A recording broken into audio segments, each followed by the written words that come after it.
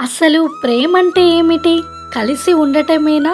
ఈ ప్రపంచంలో నిజమైన ప్రేమకు ప్రతీకగా నిలిచిన ఇద్దరు కృష్ణ మరియు రాధ. బృందావనంలో ప్రారంభమైన ప్రేమ. యమునా నది ఒడ్డున ఉన్న ఒక అందమైన గ్రామం బృందావనం. అక్కడ ప్రతి ఉదయం గోవులు, పక్షులు, కోయలు, కూయలు వినిపించేవి. అలాంటి గ్రామానికి ఒక చిన్న బాలుడు వచ్చాడు. అతడే నీలి వర్ణంతో అందరినీ ఆకట్టుకున్న కృష్ణుడు. చిన్నప్పటి నుంచే కృష్ణుడు తన అల్లరితో అందరినీ నవ్వించేవాడు. కానీ ఒకరోజు ఆయన చూపు ఒక అమ్మాయిపై పడింది. ఆమె పేరే రాధ. రాధ కృష్ణుడి కంటే వయసులో కొంచెం పెద్దదే, కానీ వారి మనసులు మాత్రం ఒక్కటిగా మారిపోయాయి. కృష్ణుడు వేణువు ఊదితే అది వినడానికి రాధ ఎంత దూరమైనా పరిగెత్తుకుంటూ వచ్చేది. వారి ప్రేమలో ఆశలు లేవు, కేవలం హృదయాలు మాత్రమే ఉన్నాయి. రాసలీల వెనక అసలు కథ అర్థమేమిటి? ప్రతి రాత్రి వృందావనంలో గోపికలతో కలిసి కృష్ణుడు రాసలీలలు చేసేవాడు. చాలామంది దీన్ని సాధారణంగా భావిస్తారు, కానీ అసలు అర్థం చాలా గొప్పది. కృష్ణుడు ప్రతి గోపిక పక్కన కనిపించేవాడు, ఎందుకంటే భగవంతుడు ప్రతి భక్తిని హృదయంలో ఉన్నాడనే సంకేతం అది.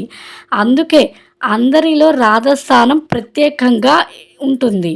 ఎందుకంటే రాధ కృష్ణునిని ప్రేమించడం కాదు, ఆమె కృష్ణునిలో జీవించింది. మరి ఎందుకు రాధ కృష్ణుడికి పెళ్లి కాలేదు?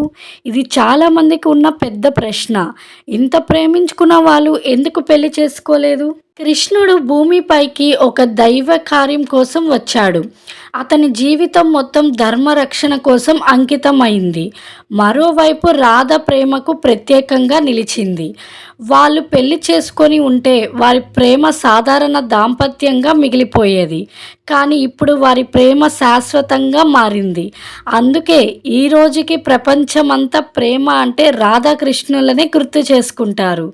కృష్ణుడు బృందావనం విడిచిన రోజు అది. ఒకరోజు కంసుడిని సంహరించడానికి కృష్ణుడు మధురకు వెళ్ళాల్సి వచ్చింది. ఆ రోజు బృందావనం మొత్తం కన్నీళ్లు పెట్టుకుంది. కానీ అందరిలో ఎక్కువగా బాధపడింది రాధ. కృష్ణుడు వెళ్ళే ముందు రాధ ఒక మాట అడిగింది, నన్ను మర్చిపోతావా కృష్ణ?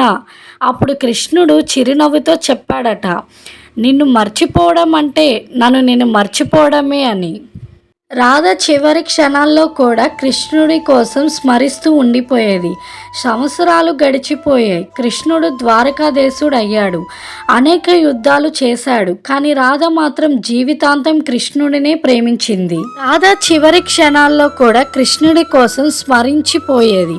సంవత్సరాలు గడిచిపోయాయి. కృష్ణుడు ద్వారకాధీశుడు అయ్యాడు, అనేక యుద్ధాలు చేశాడు, కానీ రాధ మాత్రం జీవితాంతం కృష్ణునే ప్రేమించింది.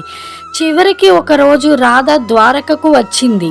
ఆమెను చూసిన కృష్ణుడు క్షణం పాటు మౌనంగా నిలిచిపోయాడు.